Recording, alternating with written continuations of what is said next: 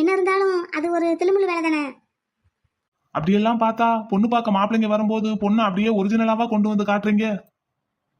பொண்ணுக்கு ஜடை இத்தனோண்டு தான் இருக்கும். அதை நாங்க கூட பெருசா நினைக்க மாட்டோம். நாங்க ஏதோ பெருசா நினைச்சிருவோன்ட்டு நீங்க ஒட்டு முடியெல்லாம் வச்சு நீளமா ஜடை பண்ணி கொண்டு வந்து நிறுத்துவீங்க. எல்லாத்தையும் தெரிஞ்சும் தெரியாத மாதிரி நாங்களும் தலைய ஆட்டுறது இல்லையா? இப்போல்லாம் பொண்ணு கருப்பா இருந்தாலும் சரி சிகப்பா இருந்தாலும் சரி பொண்ணுன்னு ஒண்ணு கிடைச்சா போதும்னு நாங்கெல்லாம் இருக்கோம். ஆனா நீங்க முன்னாடி எல்லாம் 5 ரூபாய்க்கு ஃபேர் அண்ட் லவ்லி வாங்கி தடவி விட்டு பொண்ணை கூட்டிட்டு வந்து காமிப்பீங்க. இப்போ அரை இன்ச்சுக்கு மேக்கப் போடுறீங்க. எல்லாம் தெரிஞ்சுக்கிட்டே தெரியாத மாதிரி நாங்களும் தலைய ஆட்டிக்கிட்டு தான் பொண்ணு பார்த்துட்டு வர்றோம். கண்ணு என்ற பேத்திக்கு என்ற தலைமுடி மாதிரியே நீளமான முடிங்க. ஒட்டு முடி வைக்க வேண்டிய அவசியமே இல்லைங்க. நல்ல தேங்காய் எண்ணெயை வச்சு வலிச்சு வலிச்சு சீவி விடுவனுங்க. அத்தா நீங்க எல்லாம் நேச்சுரல் பியூட்டி. அப்படின்னா கண்ணு? நீங்க எல்லாம் இயற்கையாவே பேரழகிங்க ஆத்தா. ஆமா கண்ணு, என்ற பேத்தியும் அப்படிதான் கண்ணு.